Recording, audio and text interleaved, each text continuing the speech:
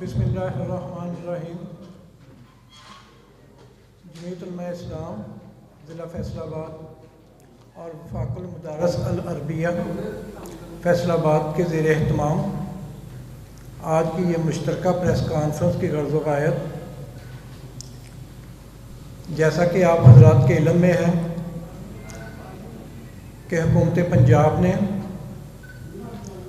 پنجاب بھر کے ائمہ مساجد کے لیے 10,000 روپے مشاہرے کا اعلان کیا تھا، جب چنیوٹ میں ختم نبوت کانفرنس کے دوران قائد جمعیت نے حکومت پنجاب کے اس اعلان کو مسترد کیا اور اعلان کیا کہ ایسا ہی پروگرام کے پی کے گورنمنٹ نے بھی شروع کیا تھا، ہم نے وہاں بھی مسترد کیا۔ آپ پہلے ان کا حشر دیکھ لیں، ان کے اس پروگرام کا کیا ہوا، پھر یہاں شروع کیجیے گا۔ اس کے بعد پھر پنجاب گورنمنٹ نے 10,000 کو بڑھا کر 25,000 کر دیا۔ قائد جمعیت نے اعلان کیا ملتان میں وفاق المدارس اور جمعیت علماء اسلام کے زیر اہتمام جنوبی پنجاب کے علماء کرام کے اجتماع میں کہ آپ اسے 25,000 سے 25 لاکھ بھی کر دیں، ہم اسے تب بھی مسترد کرتے ہیں، کیونکہ ہم سمجھتے ہیں کہ یہ علماء کرام کے ضمیر کو خریدنے والی بات ہے، ان کی آواز کو دبانے کے لیے یہ سب کچھ کیا جا رہا ہے، ان کی آزادی کو سلب کرنے کے لیے یہ سب کچھ کیا جا رہا ہے۔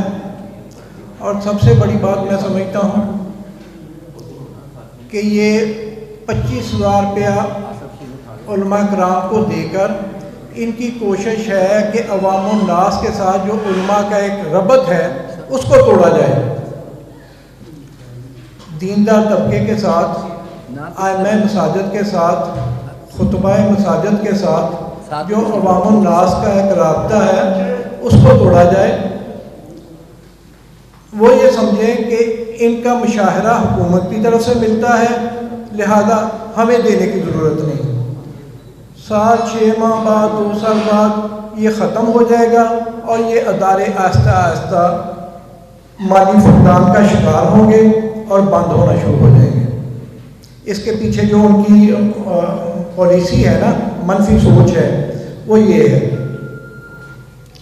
اب اس سلسلے میں جمعیت علماء اسلام نے اور قائد جمعیت نے وفاق المدارس کے ذمہ داران کے ساتھ حضرت شیخ مولانا تقی عثمانی صاحب اور حضرت مولانا قاری حنیف جرندی مدد اللہ علیہ کی قیادت میں ان حضرات نے فیصلہ کیا ہے کہ ہم شہر شہر ضلع ضلع اس کے خلاف آواز بلند کریں، عوام میں آگاہی دلائیں، میڈیا کے ذریعے لوگوں کو اس پہ آگاہی فراہم کریں کہ یہ حکومت کے ایسے اغراض و مقاصد ہیں جن کو ہم تمام جماعتیں بالاتفاق مسترد کرتی ہیں۔ مفتی طیب صاحب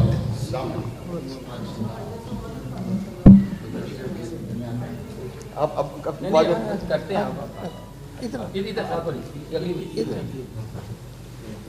آپ بات کر رہے ہیں اور ساتھ یہ دعویٰ بھی کر رہے ہیں کہ ہمیں تو اتنے حضرات نے فارم دے دیے، لوگ تو ہمارے ساتھ ہیں، آپ کیوں مخالفت کر رہے ہیں؟ اگر بامر مجبوری آپ کے پریشر میں کوئی سائن کر دے، آپ کو وہ فارم دے دے، اس کا یہ مطلب نہیں کہ وہ آپ کے ساتھ ہیں۔ یہ انشاءاللہ جب ہم اکٹھے ہو کے آواز بلند کریں گے تو سارے حضرات ہمارے ساتھ ہوں گے۔ باقی اب میں گزارش کروں گا جمعیت علماء اسلام پاکستان، جمعیت علماء پاکستان کے سیکرٹری جنرل ضلع فیصل آباد مولانا منظور ساقی صاحب سے جو اظہار خیال فرمائیں۔ بسم اللہ الرحمن الرحیم۔ الحمدللہ یہ تو پتہ چلا تمام حکومتی نمائندوں کو کہ علماء کرام کی جو آواز ہے تو بڑی پاورفل آواز ہے، اور اس پاور کا اگر یہ علماء کرام کا طبقہ یہ صفوں پہ بیٹھ کر کالا کالا رسول اللہ صلی اللہ علیہ وسلم کا درس دینے والے اور درس لینے والے اور کلمہ حق بلند کرنے والے یہ ہر چیز تو برداشت کر سکتے ہیں، لیکن اپنے دین پر سمجھوتہ برداشت نہیں کر سکتے. اور یہ جو آواز کو دبانے کی کوشش کی جا رہی ہے وہ نمرود کی یاد تازہ ہو رہی ہے کہ جب وہ آیا تھا تو اس نے بھی پہلے دین کی آواز کو دبانا چاہا، دبایا، اور جب لوگ دین سے دور ہو گئے اور حق گوئی سے دور ہو گئے تو اس نے اپنی مرضی کے مطابق اپنے فیصلے کروائے، مرضی کے مطابق سارے معاملات کرائے. لیکن یہ ملک پاکستان ہے، یہ شب قدر کو یہ ملک پاکستان بنا، اور ریاست مدینہ کے بعد یہ دوسری ریاست ہے جو ایک نظریہ کے تحت مرز وجود میں آئی ہے، جس کا نام اسلامی جمہوریہ پاکستان ہے. اسلام کے خلاف کوئی بھی اگر قدم اٹھایا جائے گا تو ہم اس کے سامنے سیسا پلائی جواب بنائیں گے.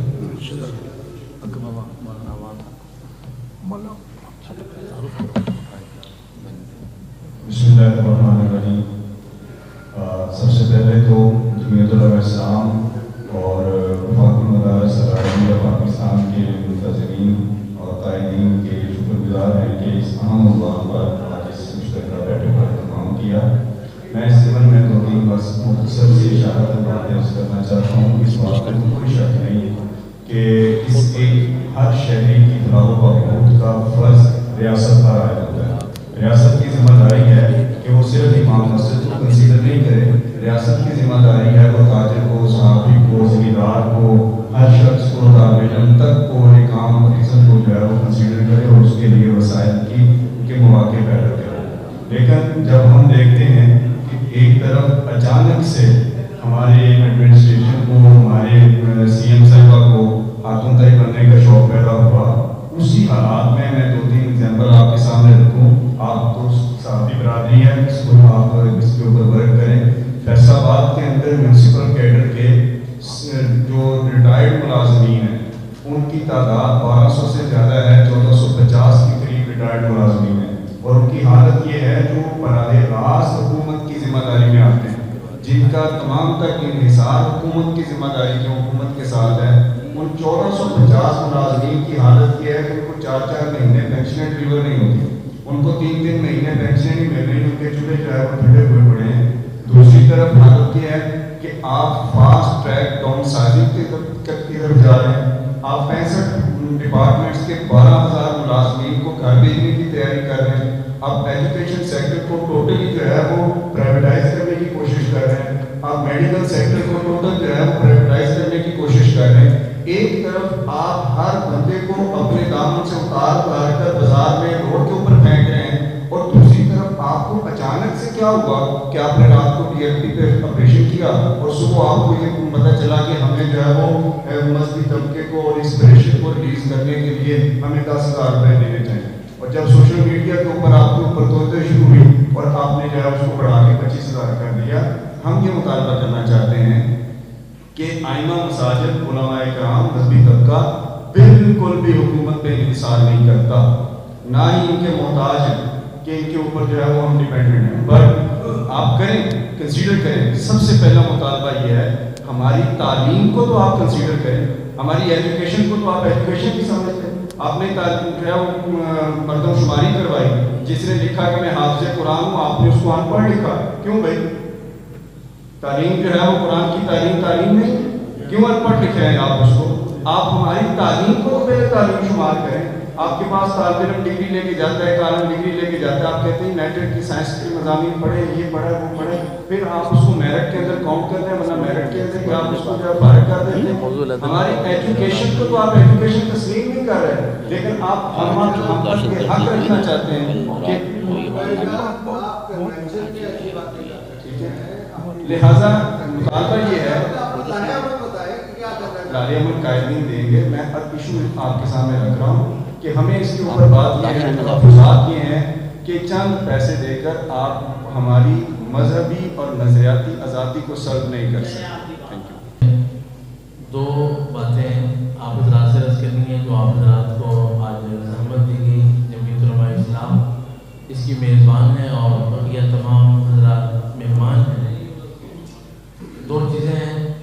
سب سے پہلی چیز یہ ہے کہ دینی مدارس کا رجسٹریشن کا معاملہ، اور دوسری چیز ہے مساجد کے وظائف کا معاملہ۔ ان دونوں معاملات کے لیے آج ہم نے آپ حضرات کو یاد رکھنا ہے۔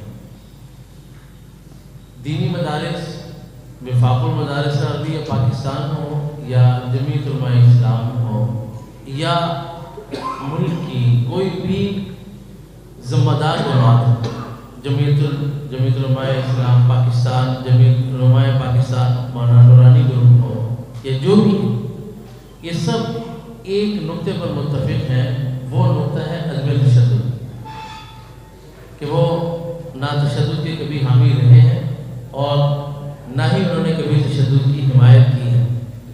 جب وہ تشدد کے حامی نہیں اور تشدد کی حمایت نہیں کرتے تو اس کا نتیجہ یہ نکلنا چاہیے کہ آپ ہمارے ساتھ بیٹھ کر اس انداز سے بات کریں جیسے ایک ریاست چونکہ ماں کی مانند ہوتی ہے تو شفقت والا انداز۔ گزشتہ دنوں میں محکمہ تعلیم کے تحت دینی مدارس میں بہت سے فارم بھیجے گئے، اور وہ فارم بھیج کر جو انداز اختیار کیا گیا وہ انداز بھی ایک ایسا انداز ہے کہ جو عام معزز شہری کے ساتھ اختیار نہیں کیا جاتا، چاہے جائے کہ کسی عالم اور مفتی کے ساتھ نہ کیا جائے۔ اس میں تفصیل ہے، میں اس موقع پر اس کی تفصیل آپ کے سامنے پیش نہیں کر سکتا، وقت چونکہ بہت مختصر ہے۔ دینی مدارس کا بنیادی جو مطالبہ ہے وہ یہ تھا کہ 1860 ایکٹ کے تحت دینی مدارس کی رجسٹریشن، اور آپ تمام حضرات ذمہ دار بیٹھے ہیں، آپ کا تعلق کی خبروں کے ساتھ ہے کہ دو چیزیں منظور ہوئی تھی۔ ایک منظور ہوئی تھی اسمبلی کے ذریعے، قومی اسمبلی اور سینٹ کے ذریعے، صدر پاکستان کا گزٹ ہوا اس کے اوپر، اور دوسری چیز جو صدارتی آرڈیننس سے ہوئی۔ صدارتی آرڈیننس کے تحت جو چیز نکلی وہ تھی محکمہ تعلیم، اور قومی اسمبلی اور سینٹ سے جو چیز منظور ہوئی وہ تھا 1860۔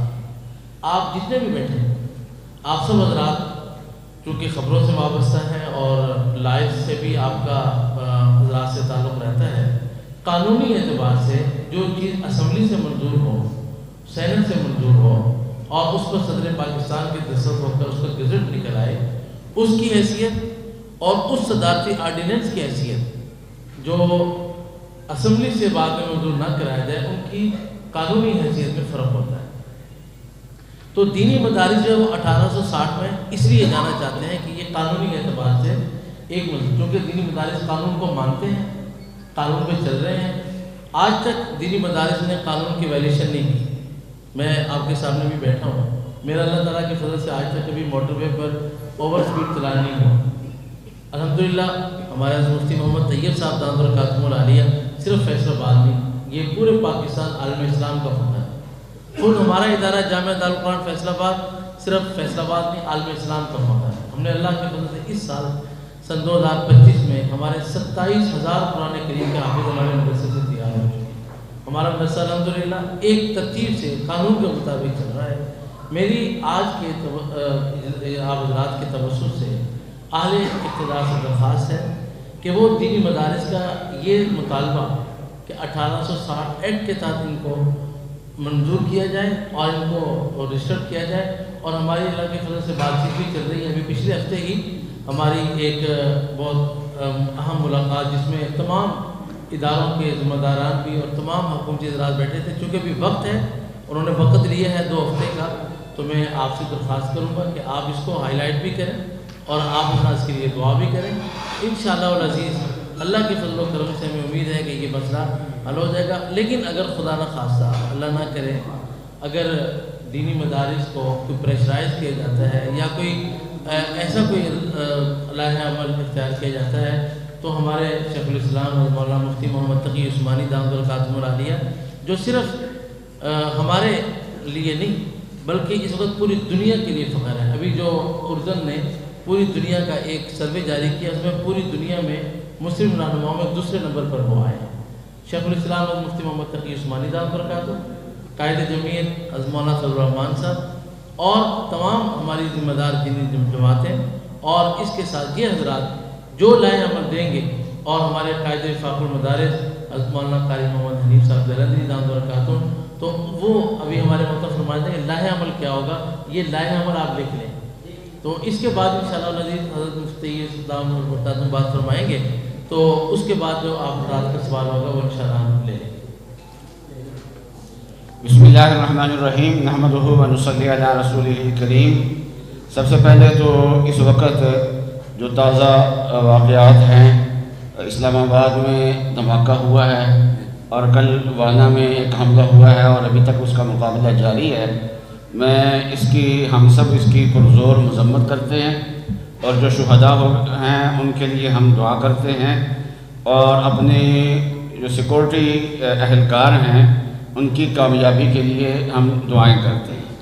दूसरा ये बात हज़रत ने, हमारा सबसे बड़ा मसला जो है वो रजिस्ट्रेशन का है कि रजिस्ट्रेशन जो है वो 1960 सोसाइटी एक्ट के तहत 1860 सोसाइटी एक्ट के तहत पहले से भी मदारिस रजिस्टर होते आ रहे हैं। पाकिस्तान